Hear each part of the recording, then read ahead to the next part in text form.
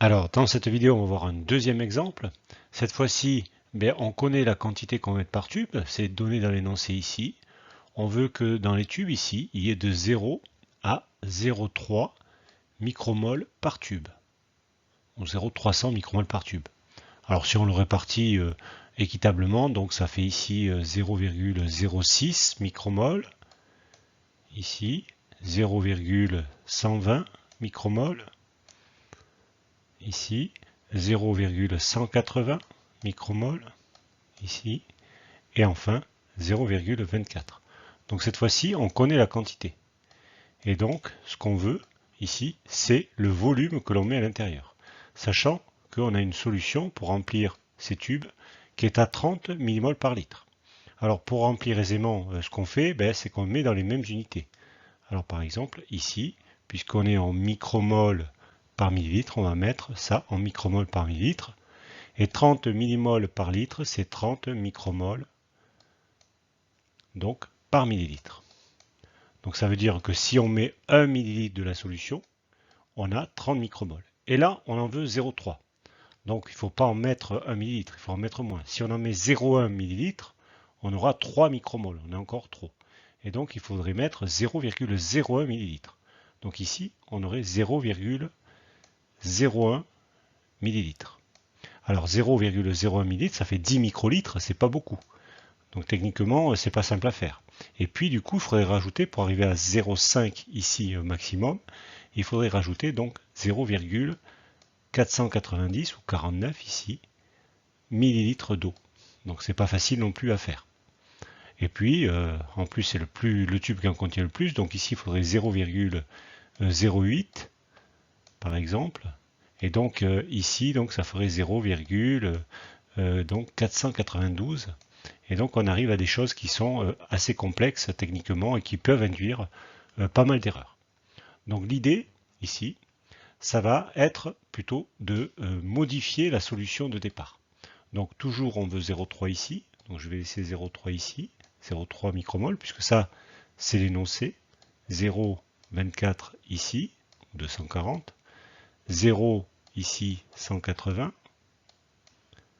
ici 0,120, pour que ça soit réparti donc de façon équitable, et 0,06.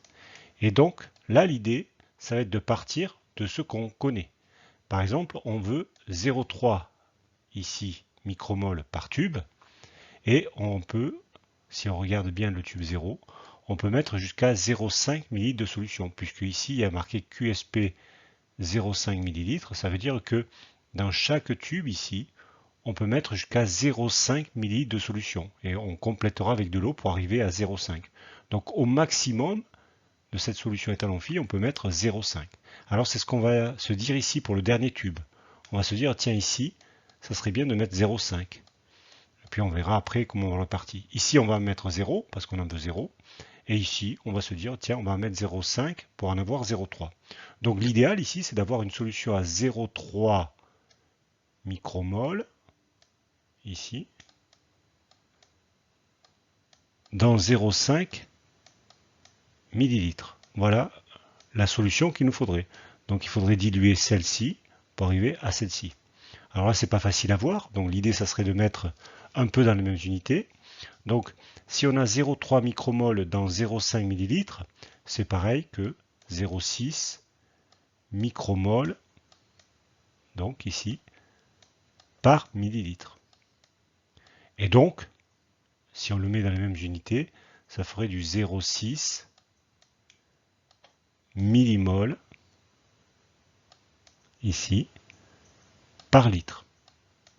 Donc en fait, avant de remplir le tableau, l'idéal, ça serait de faire une dilution de la solution, solution mère, ici, la diluer pour arriver à une solution à 0,6. Donc on aurait une solution à 30 qu'on diluerait pour arriver à 0,6. Alors 30, c'est dans la table de 6, hein, donc il suffirait de diviser cette solution par 50 et on aurait celle-ci. Donc c'est ce qu'on va faire, on fait une dilution au 1/50 ici pour avoir la solution à 0,6 ici. Et puis après, on va remplir facilement. Donc dans ce tube, si on en met 0,5 de cette solution, on aura 0,3.